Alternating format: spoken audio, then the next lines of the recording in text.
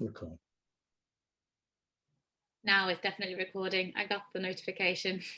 Cool. Thanks, Lena. Okay, good morning, everybody. This is a webinar on web form analytics, and we are partnering with Zuko. Zuko Analytics, we've known for a great many years, and they've got some really cool stats around web form analytics. So they do something way cooler than Google Analytics can do, way cooler than we can do. So Lena and I this morning are going to co-host and talk you through a little project we've been running in the background. So the little project we've been running in the background is, in fact, that. So Lena and Alan from Zuko and myself, we say Andy, but I think half of CS is here as well. So what we're going to do is I'll do a very quick intro, and then I'm going to hand over to Zuko, and Lena and I are going to go through actually the project that we ran together, then into Q&A, and then at the end we've got next steps. So this will be a 30-minute webinar as usual. However, if it wants to run over or we finish early, that's cool as well, and then we'll share the video with everybody. So the background to this is that Ryan Taylor from City, University of London, very kindly agreed to participating in this as a kind of a guinea pig web form. So on the City website is this page, okay, and embedded on this page is a link to a web form. So this is all about short courses. And Ryan and I had a look in the back, and we agreed that one of these forms is mysteriously underperforming, and we don't know what it is. So why don't we check it out? So what we've done is we've found the form, and we found the link. Okay, the link is here. Curiously, we've also found another link down here, which is an interesting finding we'll talk about later. And this is inside Ryan's form, which again, I've got permission to share with you. This is the form itself, okay? And this is the location it's stored at, which is the page I just showed you. The most important thing, and bewildering for anybody who wants high response rates, is this. This is not cool. 1.9% completion indicates there is an issue here. And from our stats, you can see it's getting loads of views, and you've got the weekend troughs and the week peaks as well. So there's something going on here. Thanks to Zuko and Lena, we have been able to dig a lot deeper into this. So I'm going to ask Lena now to give a quick description of her, Alan, and Zuko, and the part they've played firstly in setting up City's Zuko tracking. Thanks, Lena. Sure. Okay, cool. So what I will do then is I will share my screen so that you can see everything as well. Okay, so if I click continue now, I believe I will kick you out of screen sharing. Are you okay with me doing that? Please go ahead, yeah. Excellent. Okay, continue. And then I need to choose the correct one, which I think is this one. And share.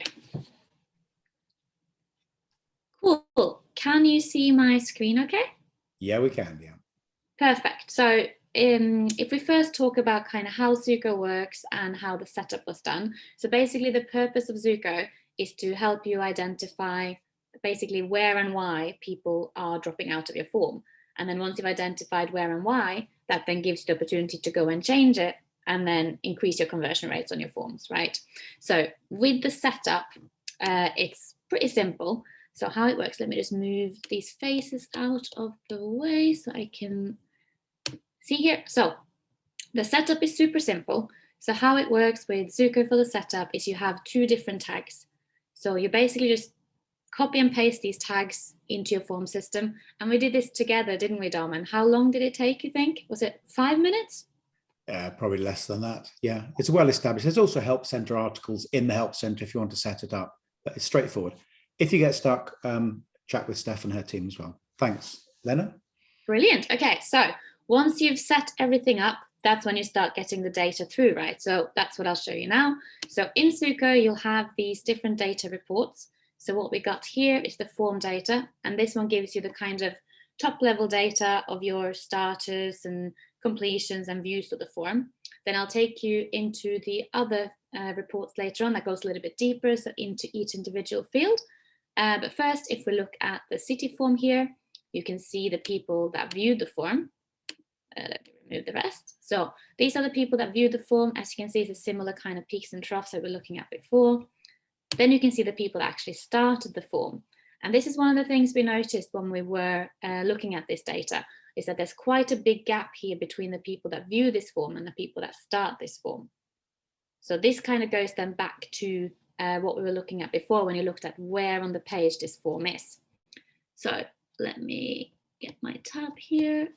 And the difference, Lena, between your blue line and the red line is in line with the 1.9% completion rate that we're getting inside City's web form itself. We run the stats and we stop at 1.9%, but you can go much deeper. So you can see the problem that we can see. The difference is you can go right into it and figure out what's going on. Yeah, that's completely true. So basically, just to show you this again, so this is where the form actually was.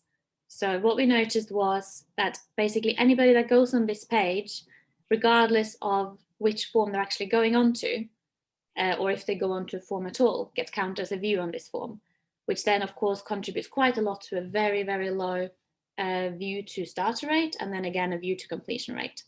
So on average, based on our benchmarking stats that we have from the education sector, we're looking at around a benchmarking conversion rate of around 70% as an overall. And then for applications, it's around 62%. And for inquiries, around 77%, which is then quite different to the kind of stats we're seeing here. But yeah, so let me jump back to the form itself. And then, of course, we have the completions and also the abandons here. So completion is, of course, somebody that successfully completes the form. And an abandon is somebody that starts the form but then leaves at some point. And these are the people you want to identify why they abandon, right? But as part of the kind of overall data, we also have these things here, which is basically your conversion rates. So like we spoke about before, kind of your view proportionally, who views the form starts the form, and of course also who views the form ends up completing the form as well. It's also quite interesting to look at the difference between the completed and abandoned sessions. So in this form here, you can see these are the average completed sessions durations, and these are the average abandoned session durations. So of course, normally you might have a little bit more data in here. So we normally recommend having at least around 1,000 sessions before you start making proper conclusions, because of course you need that number to make sure that you have statistical relevant evidence here. So what I'll do is I'll take you through the kind of data we gathered here, and then I'll also show you an example from another form that has a lot more data in it, so that you can see how you can draw conclusions from this data. Thank you, Lena. Would you mind scrolling up just for a second? There was a... Sure. So on the right-hand side at the bottom, you've got a starter to completion rate, yeah, 43.75%. Now that may appear to other universities as quite a healthy completion rate. However, in your experience, it's not as high as the average numbers you're getting from education for clients that you serve. That's true. So the average was around a 62% for application forms like this, from starter to completion rate. Interesting. Inquiry forms, yeah. Yeah, so inquiry forms are even higher. They're 77% on average. Okay, so that's something for all of our users to aim for. And it's worth bearing in mind that if we don't have web forms, they are the lifeblood of feeding into Student CRM. If your web forms, if you don't have enough of them, if they're not behaving properly, if they're not distributed in the right places, your Student CRM is suffering from, a starvation of fuel here. So what Lena's firm can do is to take the forms you've got and just increase the response rate massively. Everything else flows through the funnel much better when you've got a lot more coming in the top. Okay, Lena, thank you. Definitely. Okay, cool. So continue on. So here you have basically the difference then between the abandoned and completed sessions. So the session duration here, you can see that in this form so far, the average completed session duration is around 6 minutes, whilst the average abandoned session duration is around 1 minute. And when you see that kind of difference, then you can already kind of assume that the people that are leaving quite early on in the journey compared to the 6 minutes it takes to complete the form, for example. And here you have a field return. So what we mean by a field return is basically if somebody interacts with the field, then they move on and then they have to return back to that field. Maybe they had an error message, or maybe they had to go back and change something. So normally it's quite good to compare the difference here. So if an abandoned sessions are on average returning a lot more, that can indicate a lot of friction. If they're returning a lot less, that can indicate leaving early on in the journey. And then you have this one here, which basically shows you the failed submissions over time. So these are the people that make it all the way to the end of your form, and they try to submit, but they fail to do it, probably because they had an error message that meant that they hadn't filled in the form properly. Cool. And then the next one we'll dig into then is the field data. So after you've kind of looked at all the overall data, I forgot to mention, actually, you can of course add any filters you want here as well if you want to filter by a specific date range. And then out of the box, we do also have other filters to look at here. So you can look at different browser families, new versus returning user, for example, and device types are all there for you to kind of filter from. Cool. And then the next one we then have is the field data, which then shows you each individual field in your form. So how Zuko works is it pulls these in based on HTML name or ID. So I'll quickly show you also, because this is all, you can customize this within Zuko, so you can call it something else if you don't want to call it what it comes in as. So where is this? There we go. So if we go here to the label fields, you can see that in this form, we've already labeled these fields. So out of the box, these came in based on their HTML names and IDs here, which is basically student underscore first name, you can see here, and it's literally just been renamed to first name just to make it easier. And that means you can also actually order all these fields in order how they appear in your form by simply dragging and dropping to customize the order of your fields here. So let me go back to the data itself.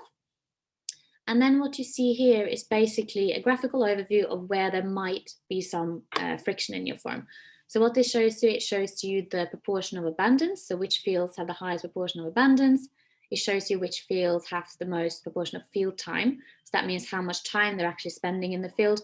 Normally, of course, that is text fields they're spending more time in rather than buttons, for example. And then also shows you which fields proportionally people are returning to the most. So you can isolate out and look at what you want to do. And the rule of thumb here is basically the longer the bar is, the more likely there is to be some sort of friction with that field.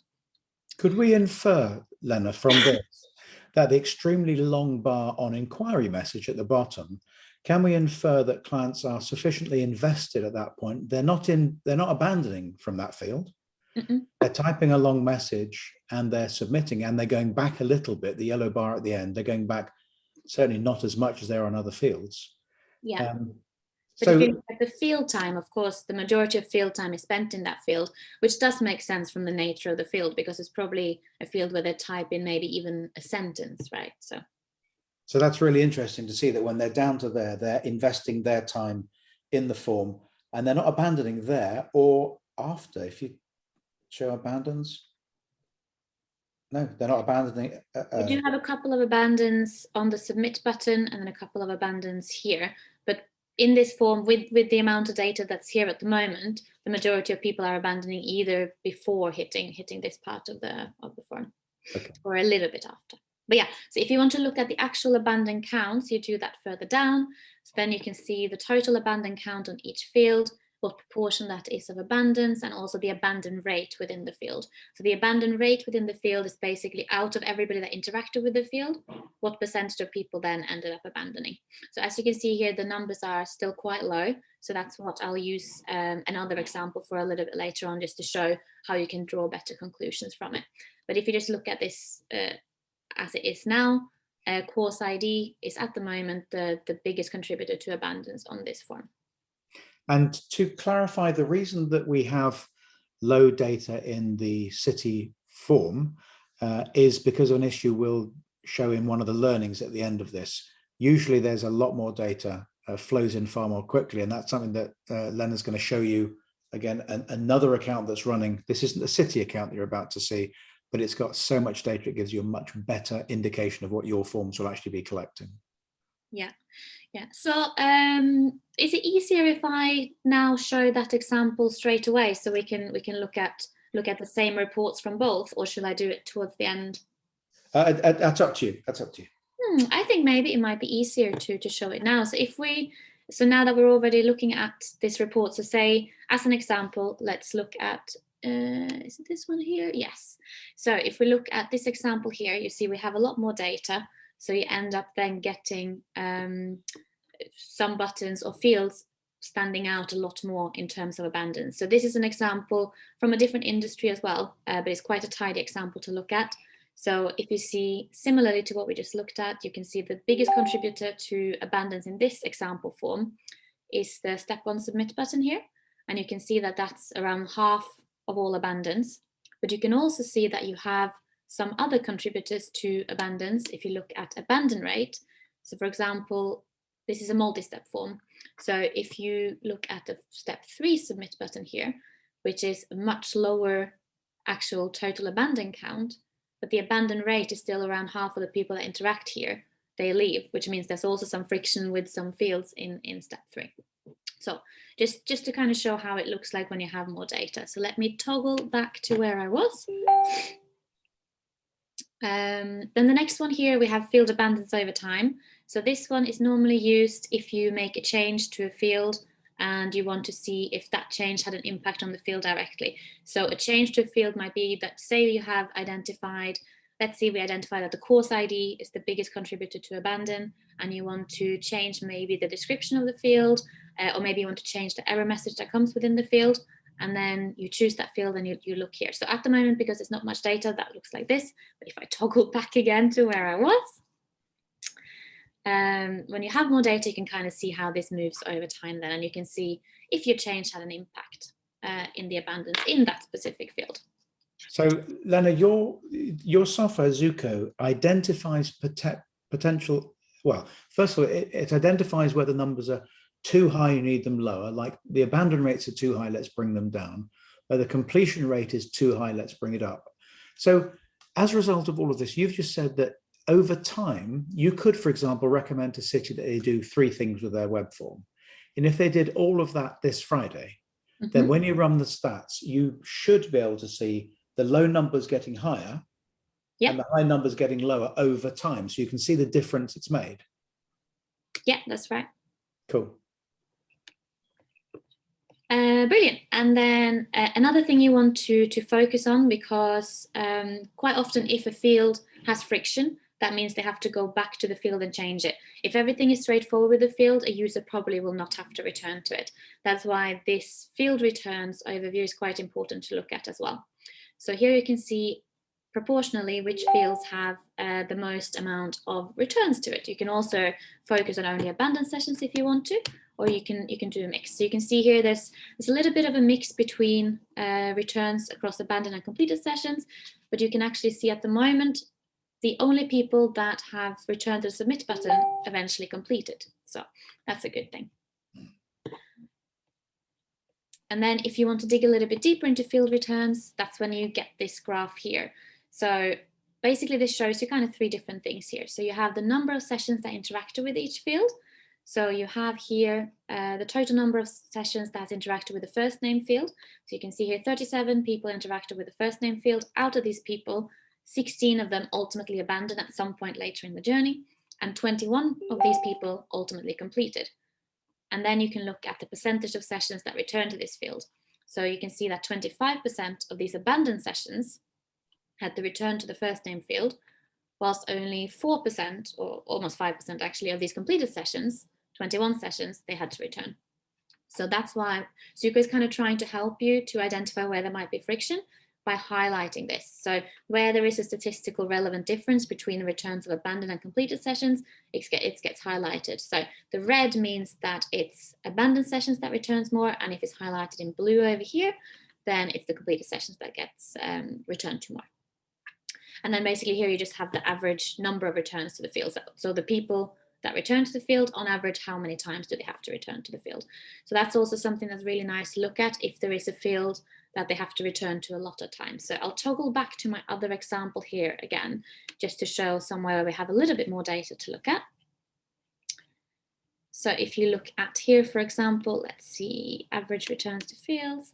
So you can see, for example, let me see if there's one with a lot. So if you look at this animal birth date here, for example, you can see that this one is highlighted in blue actually. compared to the other ones. So here, completed sessions are proportionally returning more. And you can see that completed sessions are returning almost 2 times, whilst abandoned sessions are returning around 1.5 times on average. So that's something to look at as well. A specific, especially, it's good to highlight if abandoned sessions are returning a lot. So sometimes you might see if you have a phone number field or something like that, where the user can't get the formatting right, then quite often abandoned sessions might have maybe on average 4 field returns, for example, and then that could cause so much friction that they end up abandoning. So that's something we've seen from experience. But yeah, let me toggle back again. So Lena, the stats that you're showing, yes, again, you're familiar with your platform, and I imagine the rest of us who are marketers and are thinking this is a great load of stats. Firstly, to get guidance to work through your platform and to understand where to find the issues and the friction points, yeah. How would a user do that? So 2-part question. Firstly, how would a user learn your software so they know where to jump to get the bits? And then once you've identified that it is the first name and the date of birth that you've got a suspicion there's an issue with, how can you help then decide actually how to affect it? Because we're measuring it, but we then want to improve it. So 1, how to use the software, B, what to do with your recommendations. Sure. Okay, so how to use the software. When we onboard a new user, we have an in-depth training session together first, where we teach them kind of what to look out for and how to interpret the data. We also offer monthly, bi-monthly or quarterly check-ins with users as well to kind of help them look at the data together if they have any problems. And then kind of when it comes to how to action the data, we're also able to help with, based on experience, kind of what could be causing it. So specifically, if we're using an example like phone number that I used before, quite often it has to do with formatting or the error message or the description around it. Quite often, if it has to do with any kind of personal data, like you're asking for, say, an email address and a phone number again, maybe the user doesn't really realize why you need it. So it might be that we recommend you to explain why this information is needed, for example. And the recommendations that you'd come up with, these are actions that our users can immediately undertake themselves by just creating a new version of the web form, create all of that, and then at a certain time you'll say, okay, version 2 now goes live, and Zuko immediately starts to see the impact of those changes. So all of your recommendations are actionable inside Web Form Builder by users themselves. So that's really helpful. Sometimes the recommendation might also be even just to change up the order of the questions a little bit. So there's one I haven't had time to show you guys yet, but if we look at the field flow, for example, so what this can show you, so say if you, for example, have identified that there's an issue with the submit button, that a lot of people are leaving there, you can look at where they go on to next. So you can look at, okay, they click in the submit button, then they have to return back to, say, subject of interest ID, right? And that then kind of indicates that, okay, so they had an error message with this field. What's wrong with this field? How can we make them not jump this field? But you can also use this to kind of see how people flow through your form. So say you have your first field of your form here. You see, okay, the majority of people are moving on to the last name, which makes sense. Okay, let's look at last name. Okay, the majority are moving on to student email, makes sense. But then at some point, if you find that kind of the path people are taking is spreading a bit, might indicate a little bit of confusion, and then maybe this could also just be helped by moving the order of things. Cool. Does that kind of answer the question, or did I go a little bit rogue there? I tend to no, that's fine. I think thank you. You did answer it perfectly. Thank you, Lena. Awesome. Okay, cool. So there's a couple of things reports I haven't shown yet. I realized that we've kind of run over already, but if you have time to stick around whilst I show the rest, that would be awesome, because the rest we have to show now is kind of the even more advanced, digging a little bit deeper reports. So we do also have this report called Session Explorer. So say you have identified which fields are causing issues. You've looked at the flow, how people are flowing through your form, and again identified which fields people are returning back to, for example, after submit, so the people that are making it to the end. And then you might want to go to this one called Session Explorer here, which basically then shows you individual users that are matching your criteria. So I have already filtered this by sessions that interacted with the submit button. So they made it all the way to the end of this form, and I've filtered by abandoned session as well. So then, because there's not a lot of data here now, it only returned 2 users that matches this criteria. But when you have more data, you'll get more users to look at here. So what this allows you to see is actual real users and how they flow through your form. So here you can see this user here, you got all the metadata on the top. They have around 8 field returns, which means there was definitely some friction, and that's probably the reason why they didn't manage to complete this form. They spent almost 10 minutes to try and complete it as well. And then you can kind of work your way down and see how they moved. So you can see this user here moved fine from first name to last name to email, no problem.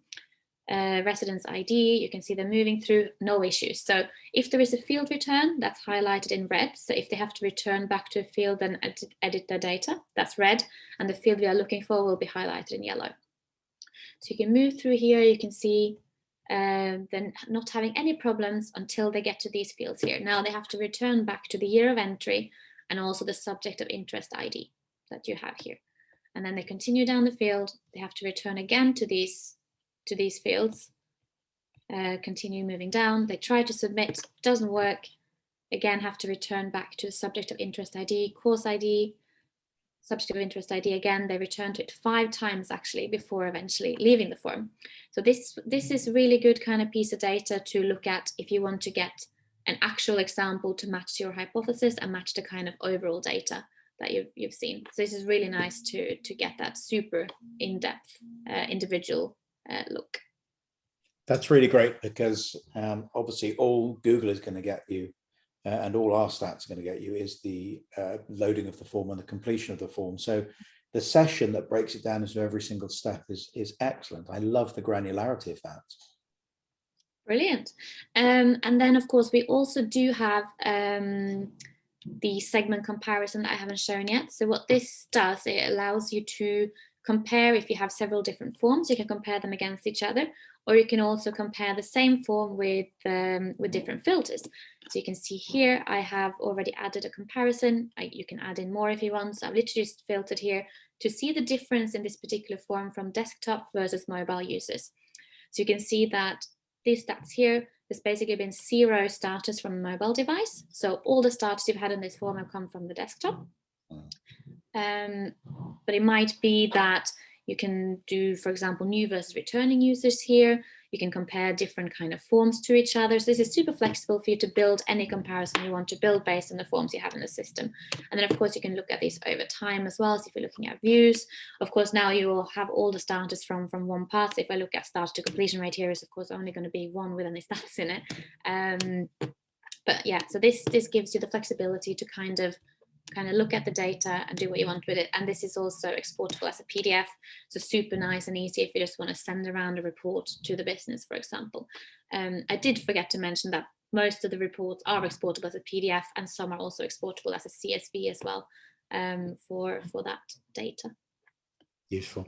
Well, thank you ever so much, Lena. I mean, I'm completely impressed with the package. Now that we've used it before with you, I think it gives our users an insight into their forms that is just not possible any other way. I think interpreting the data is best done with you alongside, journeying through the software and then understanding it. And then when it comes to actually actioning the recommendations, again, you can work with, any users can work with our team or just directly inside Web Form Manager. Yeah. So I love the depth. I love the depth. Brilliant. Brilliant. I was just going to say, so what we do find is users normally get very comfortable with analyzing the data after, say a couple of months of working together, or maybe even one session together. It completely depends on the users. So that's a big mix. But yeah, we're always happy to have regular catch-ups and look through the data together. I think it's really fun to identify pain points for users, and definitely when you see conversion rates massively improving as well. Fantastic. Thank you ever so much.